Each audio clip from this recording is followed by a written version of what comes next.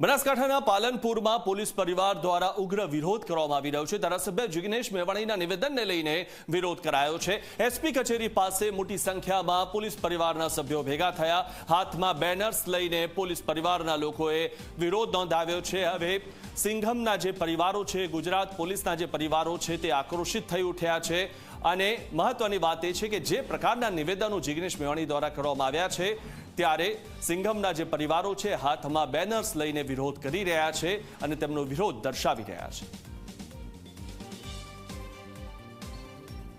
અહીંયા જિગ્નેશ મેવાણી જે અયોગ્ય શબ્દો બોલ્યા છે પોલીસ વિશે કે પોલીસના પટ્ટા ઉતારવા જઈએ એ સાફ ખોટી વાત છે, કારણ કે પોલીસની નોકરી મેળવવી કોઈ સહેલી વાત હોતી નથી। તેમને રાત દિવસ મહેનત કરવી પડે છે, સવારે 4 વાગે ઉઠીને દોડની તૈયારી કરવી પડે છે, એટલે પોલીસની નોકરી લેવી કોઈ સહેલી હોતી નથી। જિગ્નેશ મેવાણી કોઈ ધારાસભ્ય કે આ કોઈ નોકરી આપી નથી, આ એમની પોતાની મહેનત હોય છે। માટે જિગ્નેશ મેવાણી આ જે પોલીસ વિશે શબ્દો બોલ્યા છે બહુ જ ખોટા છે, કારણ કે પોલીસવાળા કોઈ એમના ઘર પરિવાર સાથે પણ કોઈ વ્યવહાર રીતે આવી શકતા નથી। માટે એમને આ વિશે માફી માંગવી જોઈએ, નહીતર ગુજરાત પોલીસ અને તેમના પરિવાર સહિત બધાને આ આંદોલન ચાલુ રાખશે।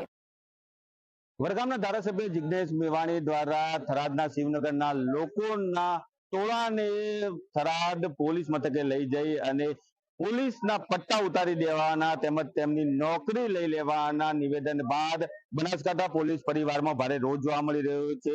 ન ફક્ત થરાદ પરંતુ આપ જોઈ રહ્યા છો કે પાલનપુર એસપી કચેરી આગળ મોટી સંખ્યામાં જે પોલીસ પરિવારો છે તે પોલીસ પરિવારના જે લોકો છે તે એકઠા થયા છે અને વિવિધ બેનરો હાથમાં રાખીને તેઓ વિરોધ કરી રહ્યા છે। નોકરીની સુવિધા મળી છે, કોઈની કૃપાથી નથી મળી તેવા પણ બેનરો તેઓ અહીંયા લગાવતા જોવા મળી રહ્યા છે। ખાસ કરીને બનાસકાંઠા જિલ્લા પોલીસના જે પરિવારજનો છે તે અહીંયા આવ્યા છે, ગુજરાત પોલીસ જિંદાબાદના નારા લગાવી રહ્યા છે। આપ જોઈ રહ્યા છો કે મોટી સંખ્યામાં પોલીસ પરિવારના લોકો છે તે અહીંયા એકત્રિત થયા છે અને જે રીતે વડગામના ધારાસભ્ય જિગ્નેશ મેવાણીએ પોલીસના પટ્ટા ઉતારી દેવાનું જે નિવેદન આપ્યું હતું તેને લઈને આ પોલીસ પરિવારની અંદર ભારે રોષ જોવા મળી રહ્યો છે। આપણી સાથે પોલીસ પરિવારના વ્યક્તિ છે તેમની સાથે વાત કરીશું। શું કહેશો, જે રીતે જિગ્નેશ મેવાણીનું નિવેદન આપ્યું આજે આપ અહીંયા કેમ એકઠા થયા છો?